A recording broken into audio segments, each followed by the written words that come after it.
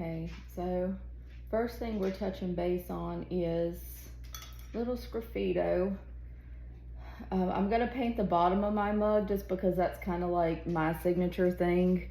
If you follow me or you're friends with me or bought a mug for me, you know I always paint the bottoms of my mug. Sometimes I don't do them just black, sometimes I do them colorful.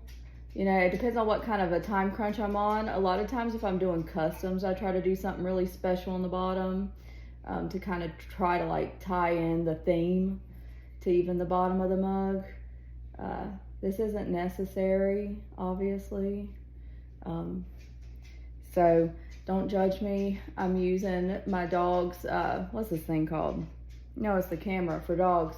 But my banding wheel, I accidentally left it outside one day after I'd been taking pictures and it got wet, so it no longer spins. So Mama needs a new banding wheel for sure. So this isn't a medicine.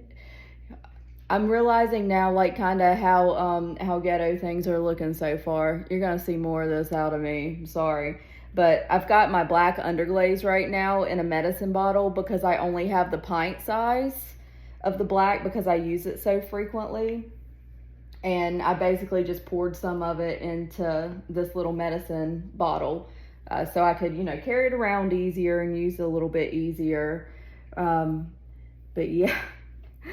They're usually in smaller jars, which you'll see eventually. I might do some color on this one. I haven't decided yet, but typically I use Amico brands velvet underglazes because just in my experience, they've been the best. They are more expensive, I would say, if you're gonna try out some decorating with some underglazes. To, you know, maybe start with something cheaper if you're not sure it's something you want to do, or if it's something that you know that you don't want to do often. The speedball underglazes do come out beautiful colors. They just, in my opinion, are not as easy to carve. Like, they're not as smooth. I feel like their consistency is almost like the Mako stroke and coats. Which we'll get to what stroke and coats are at a later date and time, one thing at a time here, but yeah, basically gonna fast forward through me painting this whole thing so you don't have to see it. I'm gonna do 2 to 3 coats. It depends on how much coverage I get. This mug is like perfect consistency for carving, which is a leather hard consistency. It's really hard to explain not being here in person. But leather hard is something that, like, when you run your finger across, you're still easily leaving like a place in the clay, but it's not, it's no longer malleable. Like, here, let me show you. Like, see when I'm just lightly pinching. Don't pinch hard or you're gonna break your mug, but I'm lightly pinching and there's no give. It's nice and solid, but yet still you can feel a lot of moisture in the clay, which is what you need. You can carve into dry clay. I've had to do it before when I've like accidentally let something dry out too much, or, you know, put something to the side and forgot about it. It's not recommended. It's really not good for you to be doing much of anything with dry clay in terms of creating more dust, because it can get into your lungs. So there's that, and I'm going to stop this video now, and we'll resume once I actually get the color on the pot. Okay, I have my mug painted black now. This is gonna be like your traditional Sgraffito, or it's at least gonna start that way, and I'll let you know when I'm getting to more of like taking away negative space. Of course, I gotta plug my favorite brand here, Diamond Core Tools. This one, oh, I gotta put a new one on here. I broke it yesterday. It's had lots of use and it finally broke, but they send you a replacement with it, and you can order replacements. This is my favorite carving tool. It's the L1. It actually needs to be replaced too because I broke the little the tip is usually really pointy on this. But I broke it because I use this all the time. I can even feel where it's like the sticky isn't as good anymore. I've had like, I think 2 or 3 of these now. I had a third one. My dog chewed it up. So, yeah. And I've got one that's brand new that I bought from when they were having a sale. But love this tool. It's the one I use most commonly. This is the L2 carver. I mostly use this side. It's got the same ballpoint side as the L1, but it's smaller. So if I'm wanting to do some really definitive lines, but I don't want it to be as bolded, I use this one. A lot of times I'll start by like tracing out my design with this one, and I'll go back behind with this one or this one. This is actually one that they sent me with my other stuff that I haven't used yet. So that's why it's still kind of packaged up nicely here. That was something for Halloween. This is one of my older ones, the P16. I actually made this pointier than it's supposed to be. It's more of a U shape, but it was before they got the new ones. And I needed something more pointy to make the lines like really definite. So I'd bent it. But yeah, this is the old one that, yeah, more U-shaped. They have so many more like now. And this isn't all of my tools. I'm just now realizing I don't have them all in here, but this is like the ones I'm using most commonly. This is the L3. It is like the more football shaped. These are really good for doing like shading. If you're doing like more advanced Sgraffito, like you've really figured out your pressure points and things. I come back in and use this all for shading. And I can show you some examples of this maybe somewhere in the video. I'm trying to figure out how to splice the videos together. I'm horrible when it comes to that. This is the replacement for the other one, but yeah. I gotta find my, oh, here's my replacement. So this is what the FP2 looks like before it's destroyed by me. And it's of course a little bit wider because it would be put on here, but yeah. Okay, so enough about that. I love these tools. I've been using them for a while. They're more on the pricier side, but they are 110% worth it, in my opinion. And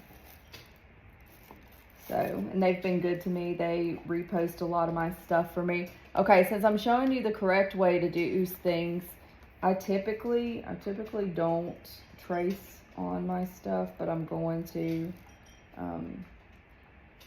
which is not going to be perfect with this one, but it'll at least give me a little outline.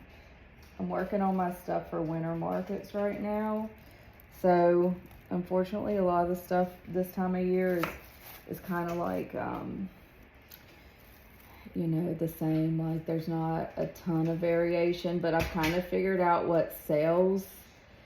And, you know, for this time of year, I'm okay with doing things that I'm not quite as passionate about. Because for the rest of the year, I can do things that I am more passionate about, because I don't typically do in-person sales throughout the year. I've kind of learned that with the in-person sales, that a lot of people, unless they collect pottery, don't really buy like holiday specific mugs. I did a Halloween sale not too long ago, and it was, you know, people bought things, but they weren't buying Halloween specific things really. So that's what kind of made me realize people like to buy. Well, that was actually the second time. Last year I did a Christmas show, and I did a lot of like really Christmassy things, and those didn't sell quite as quick as you know, the other things that you could use maybe year round. People really like outdoorsy stuff, which I get it. I like outdoorsy stuff too. I try to keep the prices on these things low because they're not that difficult to do, and it really like bugs me when I see people charging, you know, over $100 for a Sgraffito design that can be whipped out in 5 minutes. That's just my personal opinion. I know people put a lot into their art, they put a lot of time into it, and that's fine and dandy and cool, but that's just kind of where I stand on it.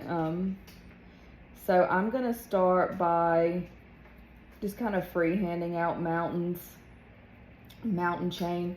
And this is, you know, something that is trial and error. You kind of figure out like how you want them to look, or if there's a specific, you know, mountain chain. If somebody's like, oh, you know, I want this specific picture of the Smoky Mountains done, or I want this specific picture of, like I did one of the mountain in Alaska, you know, so that's something that I would really look at a picture for and do. But as far as this goes, I'm just doing like your generalized mountain chain here.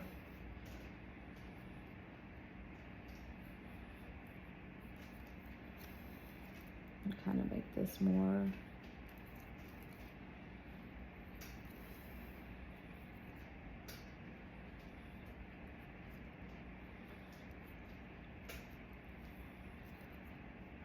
so I use a little cheapy brush to kind of wipe away my excess stuff.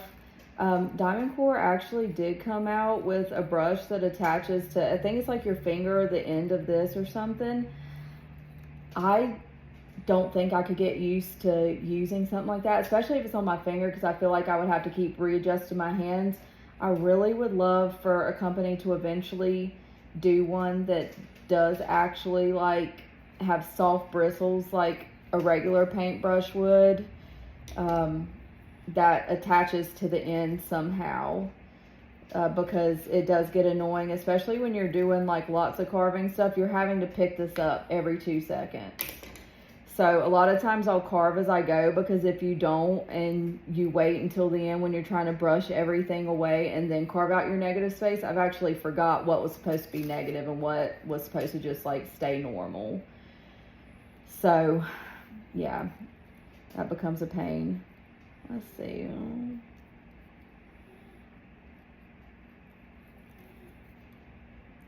And I do want to leave a space for my nice little campfire in here. This is like the quote-unquote ground here. So I'm not going to go below that. And I'll go ahead and make myself a line here to know that I'm not going to carve below that area. That's going to kind of stay, you know, a border, so to speak.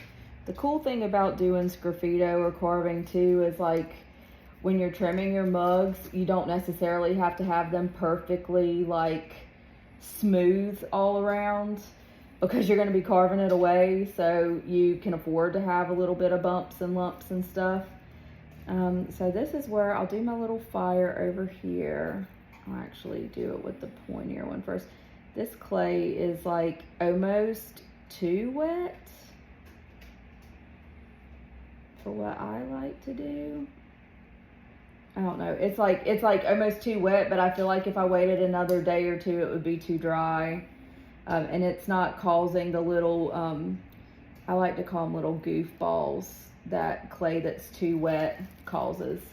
You'll know what I mean, or you already do know what I mean if you've done Sgraffito before. It's like the worst. If I start carving a pot and it's doing that, I automatically stop, because I'm like, no, not dealing with this today. Not even worth the like hassle of trying to get it to cooperate with you, really.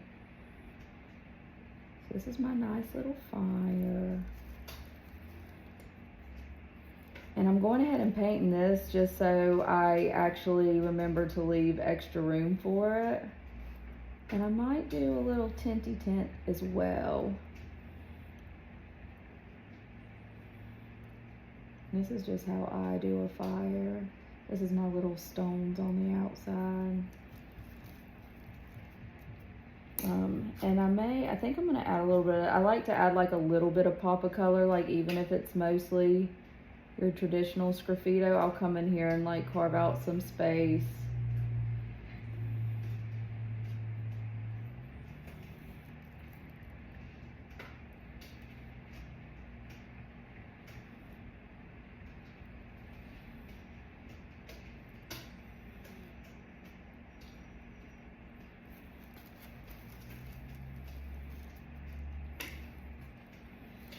One of the things that started me on, really pushed me to this channel is because I've been asking people, And I had been teaching some like workshops at the place where I was firing my work before. You know, just free workshop to members to kind of introduce them to like decorating on their clay surfaces.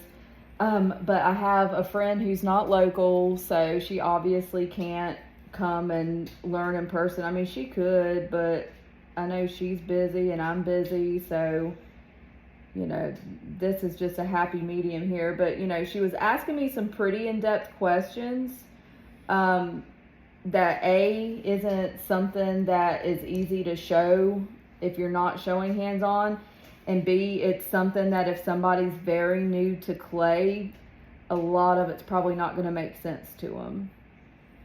And I want to encourage people to do clay, not discourage. So that's kind of my thoughts behind it. I like teaching. I teach at work a lot. We call it preceptoring, but I do preceptor a lot, you know, with students, with new nurses, new to the floor. I feel like basically the better the teacher, it kind of just gives a bad taste in your mouth if you have somebody that's not warm, not welcoming, someone that's not willing to kind of teach you their tips and tricks. I'm always willing to share information with anyone. I know that might be different for some people who do this as a primary source of income, which I totally get, but at the same time, your art is always going to be your art. Someone could maybe replicate it, but the good thing about replication is that people are starting to call it out now, especially if it's something that's very easily, you know, picked up upon. So right now I'm carving out my negative space in my fire, which this is where having these really small tools come in handy. I'm actually going to switch to using, I can use the other one, but I'm going to switch to this one just to kind of show you guys.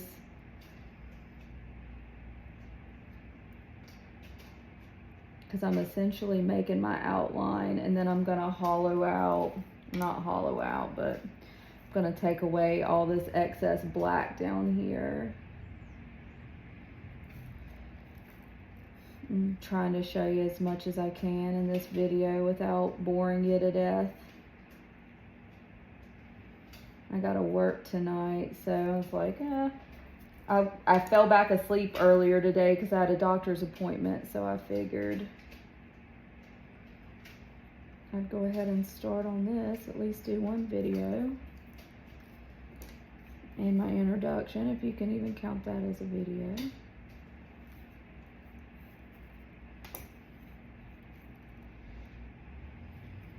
So I'm probably going to leave my stones. What I do sometimes is I'll just leave the outline of the stone and I'll do like a gray black, you know, to make it look like a rock.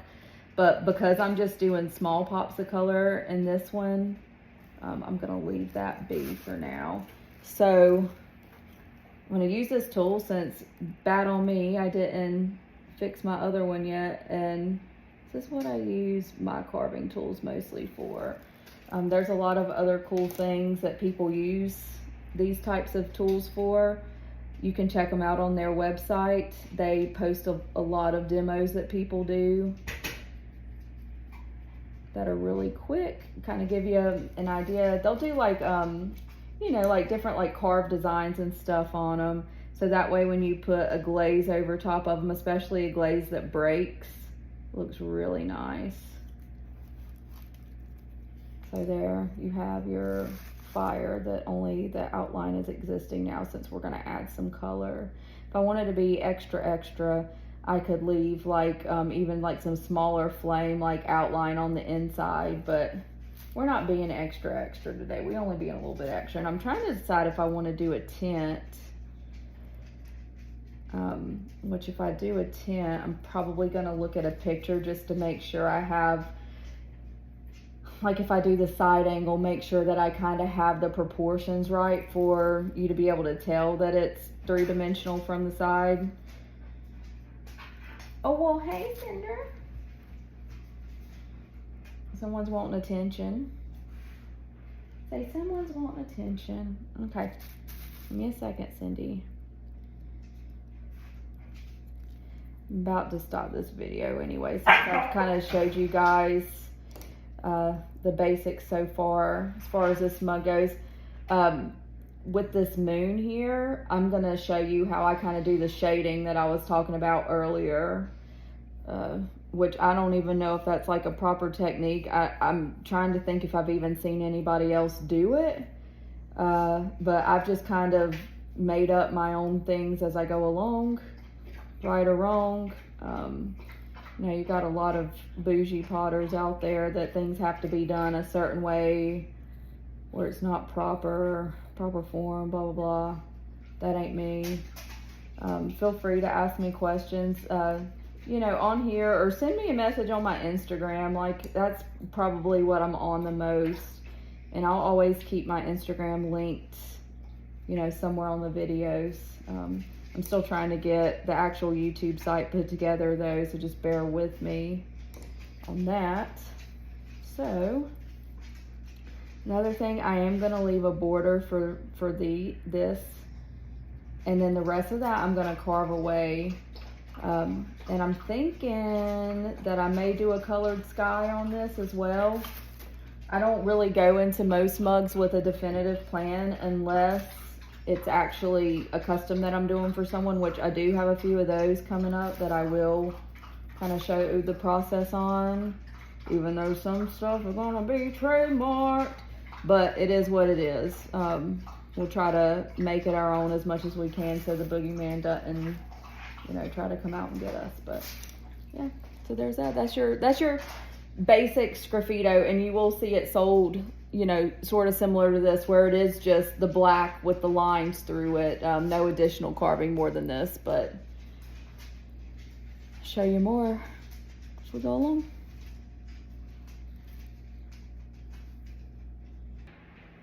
Okay, so I finished like my basic outline, which is what I was talking about earlier.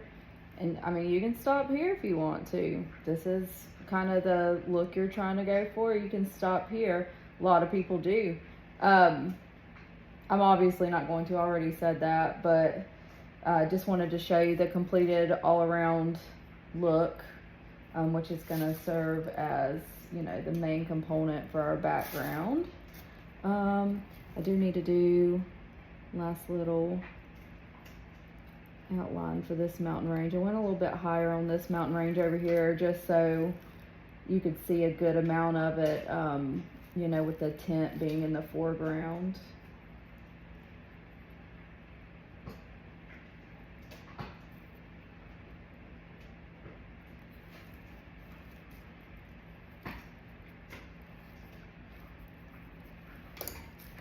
Okay, so since we know this is going to be our hard line, go ahead and do kind of a deeper cut. I like my stuff to be really textured. I tell people that when they come up to my booth and, you know, are looking at my pots. I'm like, please pick it up. Like, part of the experience to me is like holding it, feeling it, imagining yourself drinking from it, all those good things.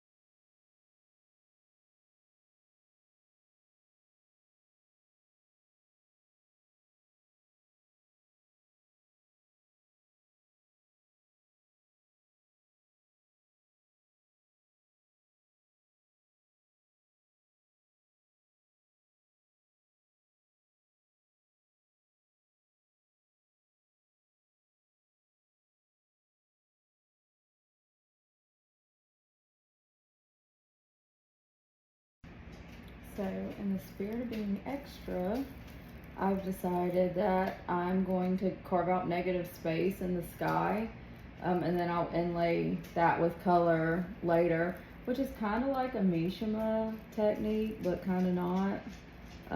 Mishima is something that we can get into later as well. This is just, you know, strictly an introduction to, you know, your basic Sgraffito. Basic Sgraffito that I've made not so basic. But at least walking you through the stages, you've seen kind of like what beginner Sgraffito looks like. And I did end up going through and like carving out these spaces really deep. I'm actually going to do them deeper, but I'm trying to get like most of this video finished before I leave for work, which I got to start getting ready here in the next 30 minutes or so. But yeah, like that's a good thing about leaving your mug a little chunkier too, is you can take out all this space and it creates like, I mean, it's literally like, looks like everything's coming out at you. So I like that look.